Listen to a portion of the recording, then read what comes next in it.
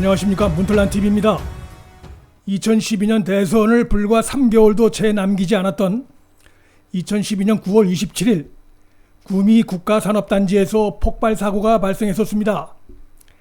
고순도 불산, 즉 불화수소 누출 사고였습니다. 불화수소는 일본이 최근 한국 수출을 규제하는 바람에 삼성, SK 하이닉스 등 한국의 반도체 업계가 큰 위기를 겪고 있는 바로 그 물질입니다. 일명 에칭가스라고도 하지요.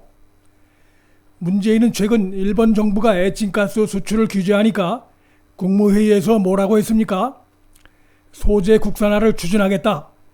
정부가 적극 돕겠다고 했습니다. 이 말은 참으로 뻔뻔한 말입니다.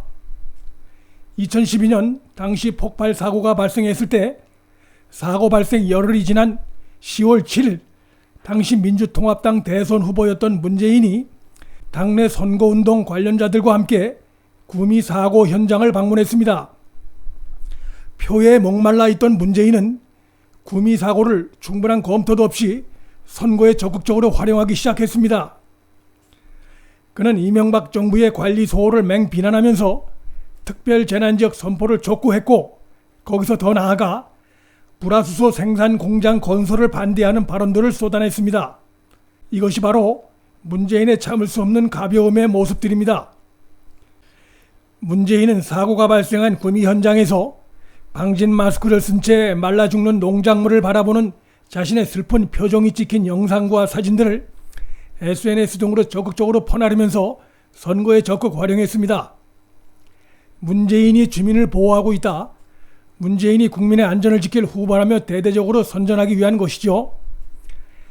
이러한 움직임에 당시 소설가 이회수, 손석희 등이 적극적인 도우미 역할을 한 정황이 있습니다. 다 대선을 앞두고 이명박 정부의 잘못을 부각시켜 좌파 대선 운동에 유리하게 활용하라는 의도가 있었다고 보는 것은 너무나 당연합니다. 그런데 문재인 측은 이러한 선전에만 열을 올린 것이 아니라 더 나아가서 아예 불화수소 생산 공장 건설을 반대하는 발언들을 쏟아냈습니다. 지금 와서 보면 이들은 대기업의 준비 부족을 비난할 자격이 없고 오히려 그들이야말로 한 치 앞도 내다보지 못하고 포퓰리즘적인 선거운동을 펼친 장본인들이었습니다. 글로벌 석유화학 기업인 멕시켐이 2012년 2월 3천억 원을 투자해 연간 13만 톤 규모의 불화수소 생산 공장을 짓기로 여수광양항만공사와 투자 유치 협약을 체결했습니다. 그러나 민주당 정권이 그리고 환경단체의 거센 반발로 결국 그 협약은 무산되고 말았습니다.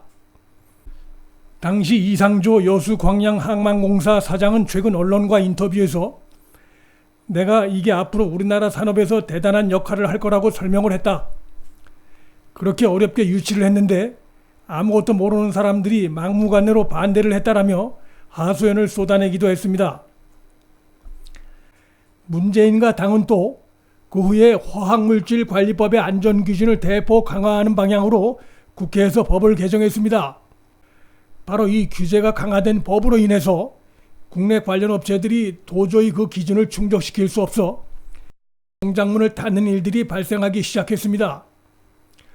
이러한 문재인은 최근 일본의 불화수소 수출 규제가 시작되자 국산화에 정부가 적극 돕겠다며 안면을 바꿔 뻔뻔한 발언을 하고 있습니다.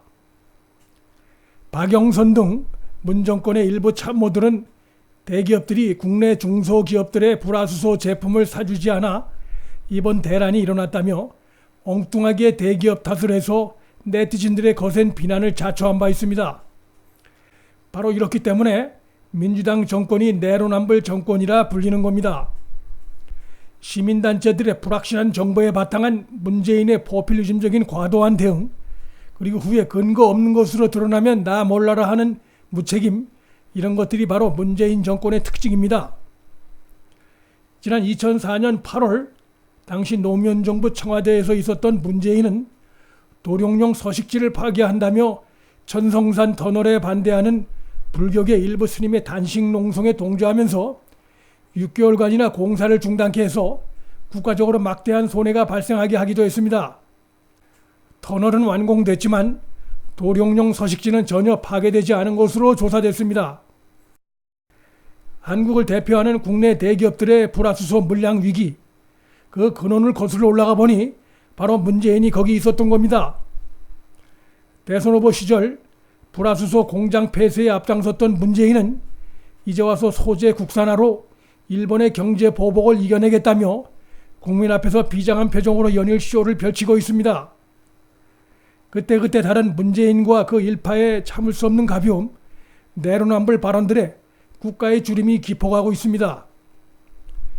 내년 총선은 이들 좌파 포퓰리즘 정권을 끊어내느냐, 그래서 탈선한 국가 운영을 궤도에 다시 안착시키느냐를 결정짓는 더욱더 중요한 선거가 됐습니다. 문틀란TV 여기서 마칩니다. 시청해주셔서 감사합니다. 구독 버튼과 좋아요를 눌러주시면 방송 제작에 큰 힘이 됩니다.